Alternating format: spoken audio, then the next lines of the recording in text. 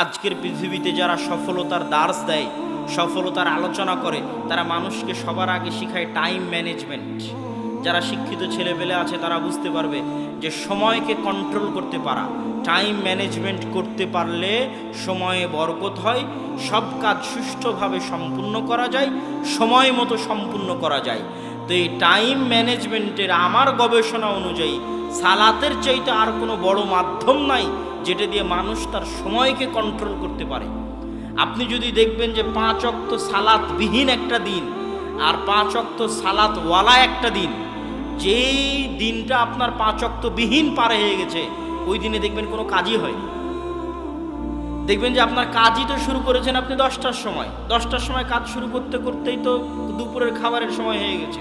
দুপুরের খাবারের সময় হয়ে কাজ শুরু করতে না করতে লেবার মিস্ত্রি এখন বলছে চলে যাব, সময়ে বরকত পাবেন না।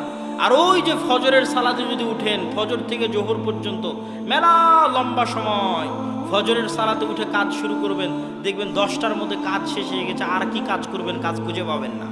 এটা সালাতের বরকত। আবার যখন জোহরের সময় আসবে তখন সালাত বলবে, আপনাকে সালাত বলবে, এই তুমি জোহরের পর কি করবা এখনই ভাবো।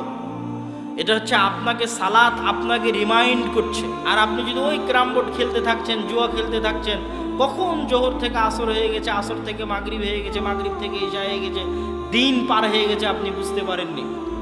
ওই দেখা যাচ্ছে মোবাইল নিয়ে বসে আছে, ফেসবুক নিয়ে বসে আছে, ভিডিও গেম নিয়ে বসে আছে, সিরিয়াল নিয়ে বসে আছে, মুভি নিয়ে বসে আছে, কখন জোহর হয়েছে, আসর হয়েছে, মাগরিব হয়েছে, ইশা হয়েছে, বুঝতে পারেনি। ওর দিন কিভাবে পার হয়ে গেছে বুঝতে পারেনি। আর ও যদি ওই খারাপ কাজটা করা অবস্থাতেও যদি সালাত আদায় করতো, তাহলে জোহরের সালাতের সময় জোহরের সালাত ওকে একবার রিমাইন্ড দিত, এরপরে কি করবে। আবার আসরের সময়কে আর একবার রিমাইন্ড দিত, আর এরপরে কি করবে। আবার মাগরিবের সময় আর একবার রিমাইন্ড দিত, এরপরে কি করবে। এশার সময় আর একবার রিমাইন্ড দিত, এরপরে কি করবে। তাহলে ও যত কাজেই ব্যস্ত থাক, প্রত্যেক ব্যস্ততার মাঝে একটা করে ছোট্ট বিরতি আছে, যেই বিরতিতে ও নতুন করে ভাবার সুযোগ পাচ্ছে, দিনটাকে কাজে লাগানোর সুযোগ পাচ্ছে। এটা যে টাইম ম্যানেজমেন্টের যত মূলনীতি আছে, সব মূলনীতিতে সালাতের চাইতে বড় কোনো মাধ্যম নাই, যেটা একজন ব্যবসায়ী, যেটা একজন কৃষক, যেটা একজন ছাত্র, যেটা একজন শিক্ষক, যেটা একজন দোকানদার, যে পর্যায়ে আছে, সকলের বরকতের রাস্তা, দুনিয়াবী সফলতার রাস্তা উন্মুক্ত করে দিবে, এরকম কোনো মাধ্যম সালাতের বাইরে নাই। আর মানুষ আজকের যুগে আত্মহত্যা করে, মানসিক প্রশান্তি খুঁজতে যায়, মানসিক প্রশান্তি খুঁজতে গিয়ে যোগা করে, ধ্যান করে, অমুক তুমুক কত রাস্তা অবলম্বন করে। সালাত হচ্ছে মানুষের মানসিক প্রশান্তির সবচেয়ে বড় মাধ্যম। দেখেন, মানসিক প্রশান্তির 2টা মাধ্যম। 1 নাম্বার হচ্ছে আলা বিযিক্রিল্লাহি তাতমাইন্নুল কুলুব। আর এটার সাথে সালাতের সম্পর্ক এত ওতপ্রোত যে আমাদের দেশের মানুষও ঠিকভাবে বুঝে না যে সালাত আসলে কেন এত জরুরি করে ফরজ করা হয়েছে। এটা যে যিকরুল্লাহর কারণে সালাত ফরজ করা হয়েছে এটা মানুষ বুঝতে পারে।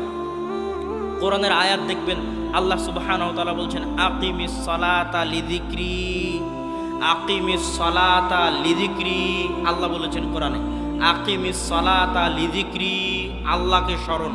আল্লাহকে স্মরণ কেমন বিষয়, আল্লাহকে স্মরণ কেমন বিষয় সেটা আপনাকে একটু 2 মিনিট দেখাই। ইউনুস আলাইহিস সালাতু ওয়াস সালাম আল্লাহর নবী, আল্লাহর নবী মাছের পেটে আছেন। আল্লাহ কি জানেন না যে তার নবী মাছের পেটে? অবশ্যই জানে আল্লাহ সুবহানাহু ওয়া তাআলা যে তার নবী মাছের পেটে। তো আল্লাহ সুবহানাহু ওয়া তাআলা কি তার নবীকে ভালোবাসেন না? অবশ্যই ভালোবাসেন। আল্লাহ সুবহানাহু ওয়া তাআলার কি তার নবীর সাথে কথা হয় না, যোগাযোগ হয় না? অবশ্যই তার সাথে কথা হয়, যোগাযোগ হয়। আল্লাহ জানেন তার নবী মাছের পেটে, আল্লাহ তার নবীকে ভালোবাসেন, আল্লাহর সাথে তার নবীর যোগাযোগ হয়, কথা হয়।